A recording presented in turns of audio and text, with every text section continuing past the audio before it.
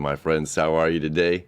Aaron here, bringing your daily horoscope for Friday, the 9th of October, 2020. Moving into the weekend, we've got the moon down in the sign of Cancer. All right, our emotional needs home. All right, focused on things that we need to take care of around the home, focused on ourselves, our own body, our home temple here, right? Connecting with nature if we can. Okay, so the home, the family, connecting back with our emotions. All right, and then we've got the moon creating a trine over there to Mercury, which is in Scorpio. All right, so the moon trine to Mercury is all about connecting our communication with our vulnerable aspects, the hidden things that people don't normally get to see. So we're able to have some really deep conversations today that are, that those good, warm, fuzzy kind of conversations. Okay, so this is like going deep, not conflict, but this is like, depth conversations that are just put you right in that spot. And of course, we have the sun in Libra right now. So it's all about creating balance of our relationships. All right, now there's a little bit more going on today I want to talk about. So not only the sun here in Libra, the moon here in Cancer, Mars here in Aries, and Pluto and Jupiter specifically up here in Capricorn. And these are the cardinal signs, okay? And we have a cardinal cross going on right now. So the sun square to Jupiter, it's loosely square to Pluto as well. That's why you see two of these little boxes right there. Okay, so the sun is loosely square to Jupiter and Saturn, to Pluto, excuse me.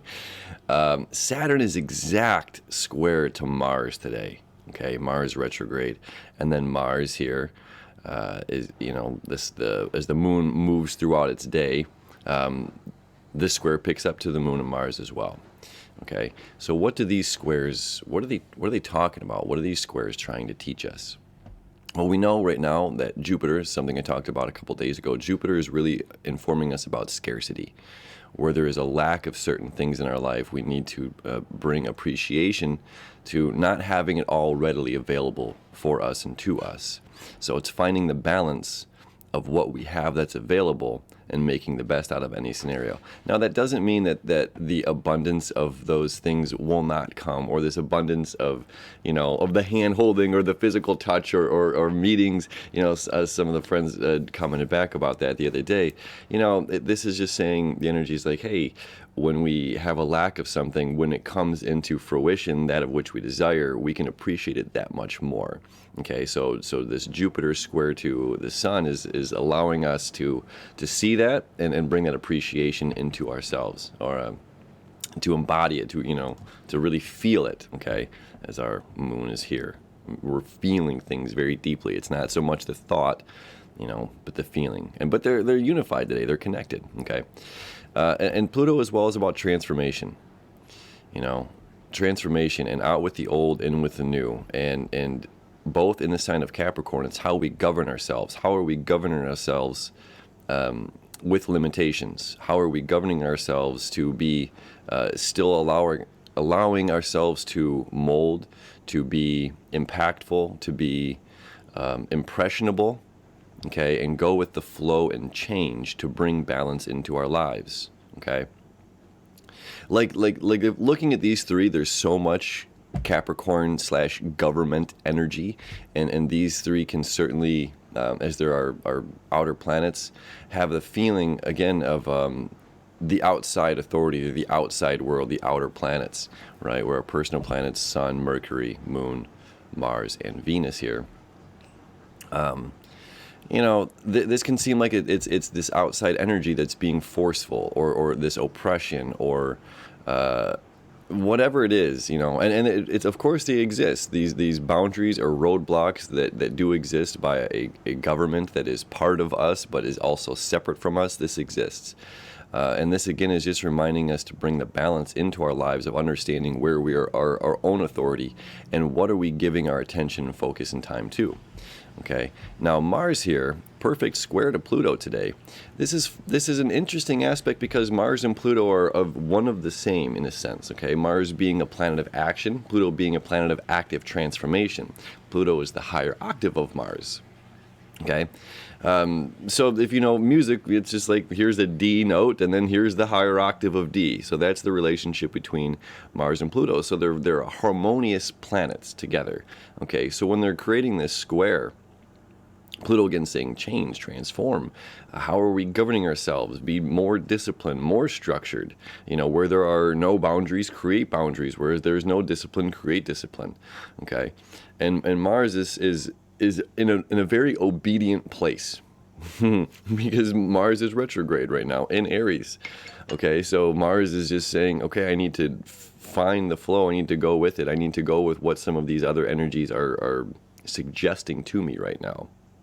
And even that of this square to the moon that's coming later, you know, it's not always about self. It's saying remind us that of the other people's emotions, the other people that are involved in this, the empathy, the care, the concern for others, right? And then we're having the opposition happening between the moon and Jupiter as the day moves on. You know, and this is what I need. And Jupiter's saying, okay, let's create more, but it's creating it in the opposite space. So it's saying, I need this emotion. I need this physical connection. I need this emotional balance in my life. And Jupiter is saying, I'm not sure if that's where we're going to be right now. I'm not sure if that's the energy that I have to give. I'm in a very different place. And I have to be focused, you know. It's like I don't know. I'm like seeing a construction worker putting up, you know, these like roadblocks so people don't fly off a cliff, and there's like another energy saying, well, let's go to the party and go dancing, or let's come home and Netflix and chill with me. And it's just like, well, I can't yet. It doesn't say I'm not going to, but I can't yet because I have to put up these new, you know, good for me, good for you boundaries so that people aren't flying off this cliff. All right. I hope that's translating as well as the image I had seen in my head.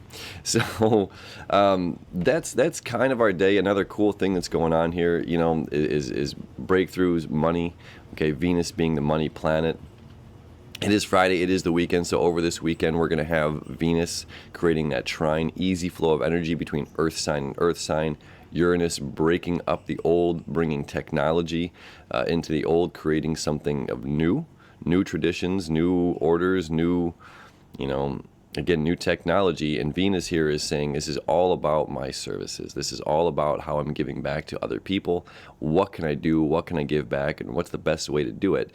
And with these two over this weekend really forming this beautiful trine together, sorry about that. You know, there's breakthrough opportunities for finances. There's breakthrough opportunities for the way that you are offering a service to other people. And Venus is also creating that little sextile right here, okay, to Mercury, which Mercury, again, is moving through its shadow. It's only a few days away from this retrograde. And that earth-water connection of Mercury and Venus is saying, don't be afraid to go deep or go into places that are the, you know, path less traveled, or the unknown caverns to dig up some of these concepts and bring them into the work. You know, it's like anything, again, you know, anything that's taboo or in the shadows kind of, you know, play world, we can look at the sign of Scorpio and where Mercury's at. And Mercury's saying, let's talk about this stuff, let's communicate this stuff. And Venus is saying, this is about my services and loving what I do.